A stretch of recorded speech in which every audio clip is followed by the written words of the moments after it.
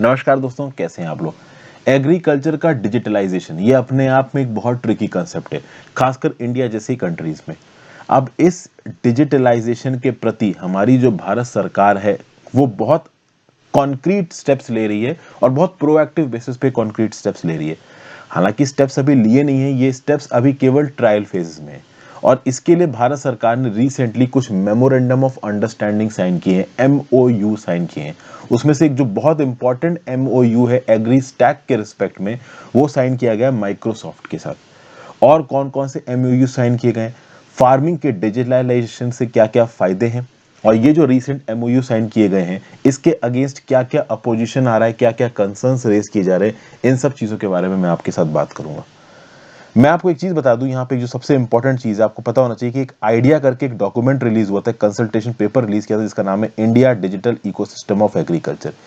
ये जो आइडिया करके कंसल्टेशन पेपर था, इसको रिलीज किया गया था ministry of agriculture and farmers welfare के द्वारा 1 जून को, और इस पे इनपुट मांगे गए थे 30 जून तक।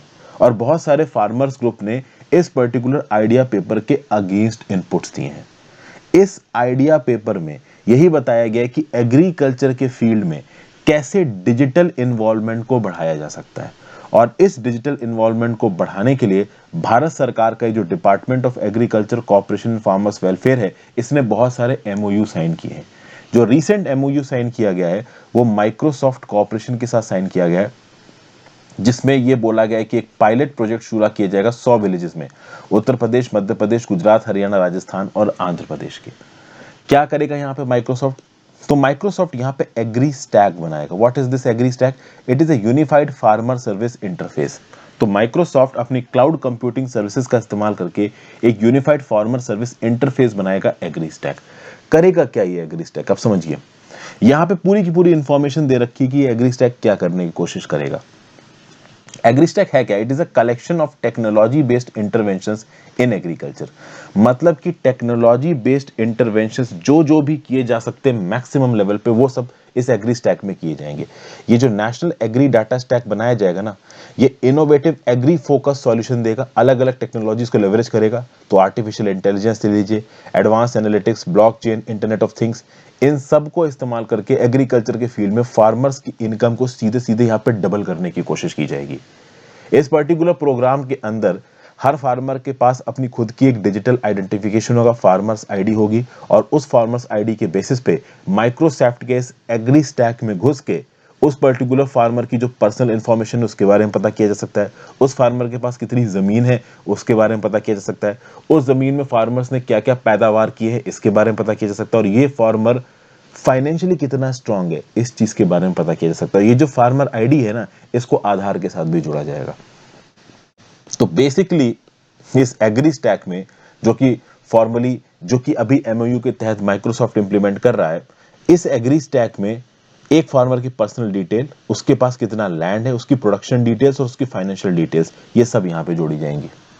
और समझिए दोस्तों, ये जो एग्री स्टैक शब्द है ना, ये एग्री स्टैक आप समझ सकते हो कि एग्रीकल्चर मिनिस्ट्री का पूरा इंटरफेस है। इस एग्री स्टैक में माइक्रोसॉफ्ट का इन्वॉल्वमेंट है अभी के लिए इस पायलट प्रोजेक्ट में, यूनिफाइड फार्मर सर्विस इंटरफेस के लिए।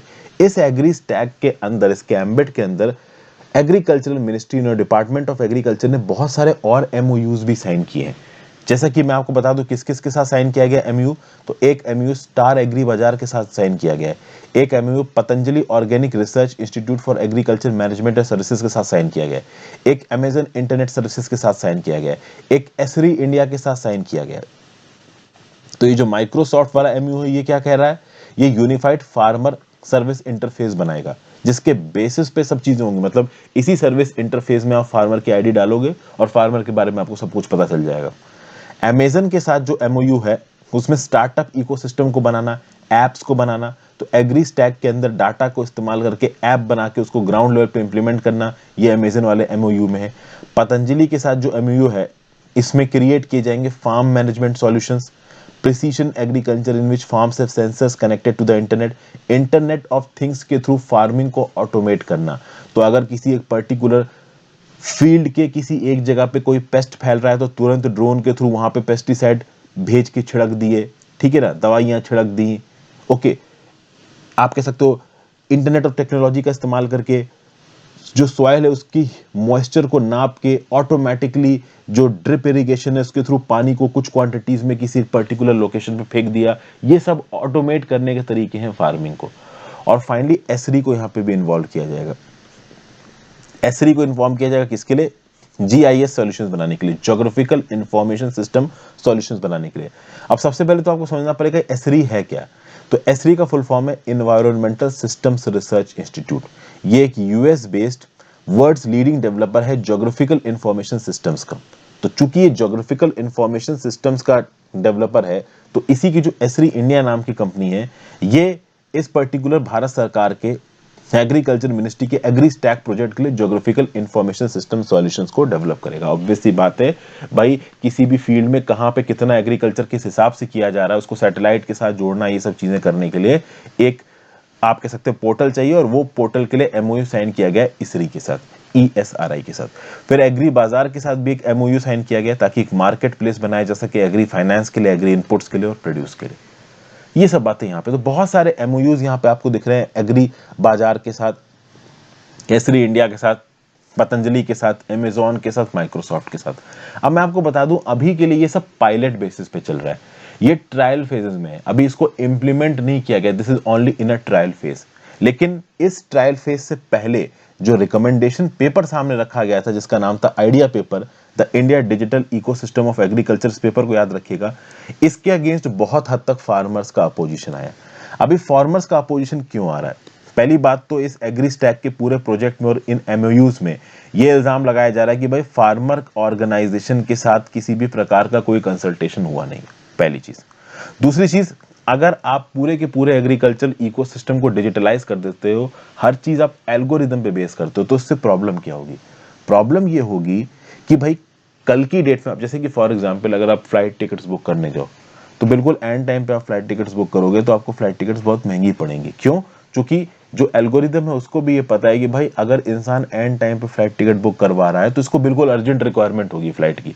उसी प्रकार से एल्गोरिदम बेस्ड डिसीजन मेकिंग अगर एग्रीकल्चर में होने लगी, तो कोई भी फार्मर ऑनलाइन अगर लोन लेने जाता है या कुछ खरीदने जाता है एग्रीकल्चर फील्ड में, और वो बहुत अर्जेंट नेसेसिटी है उसको उस चीज की, तो एल्गोरिदम उसको चीज के दाम महंगे करके दिखाएगी।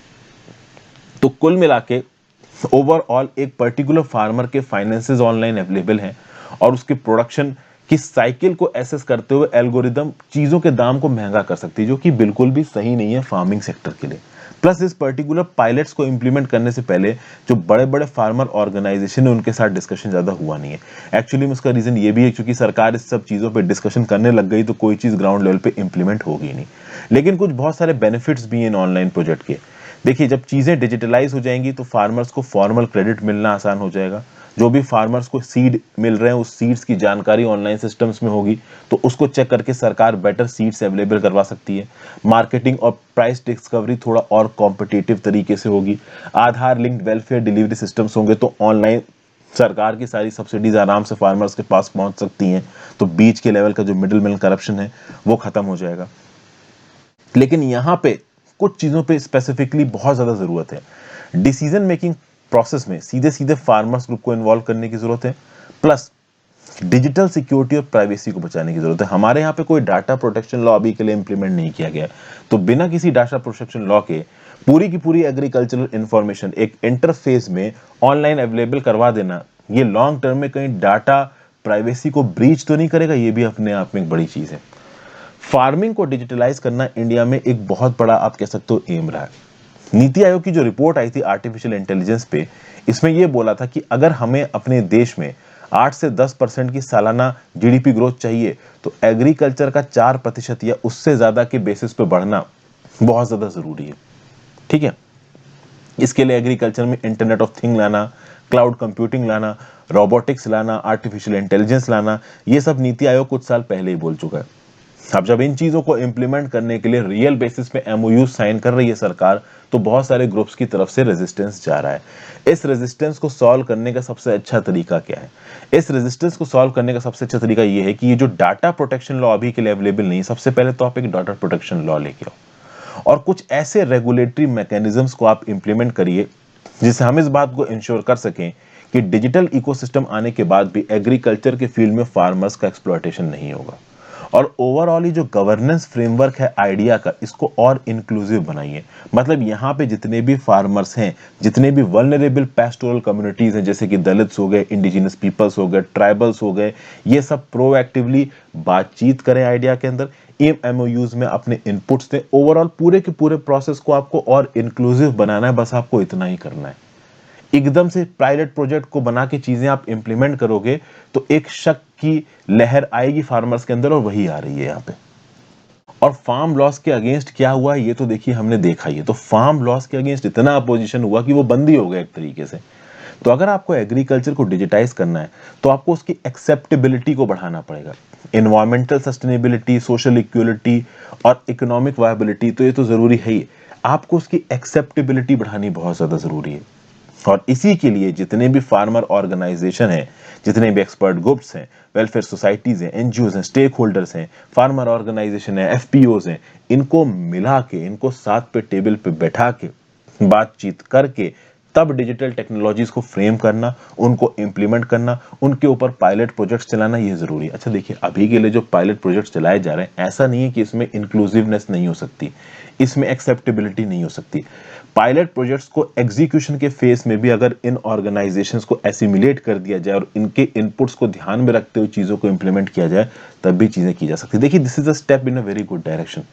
मैं बोलूंगा एग्रीकल्चर की फील्ड में जो एमओयू साइन हुए हैं ना, एग्रीकल्चर इकोसिस्टम को डिजिटाइज करने के लिए, this is a very good step. जरूरी यह है कि अलग अलग स्टेक होल्डर्स को इन्वॉल्व करके एक मोर एक्सेप्टेबल, ऑल इंक्लूसिव सॉल्यूशन को अडॉप्ट करने की कोशिश की जाए। और that is the only thing missing, बाकी सब कुछ परफेक्ट है।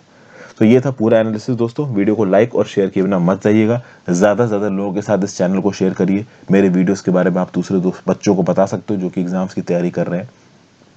Thank you for watching. Instagram पे मैसेज भेज के आप अपने डाउट्स भी क्लैरिफाई कर सकते हैं। टेलीग्राम ग्रुप ज्वाइन कर लीजिए लेक्चर्स की नोटिफिकेशन के लिए। साथ साथ harshidvedi.com वेबसाइट पे जाकर आप डेली की बेसिस पे करंट अफेयर्स भी पढ़ सकते हैं।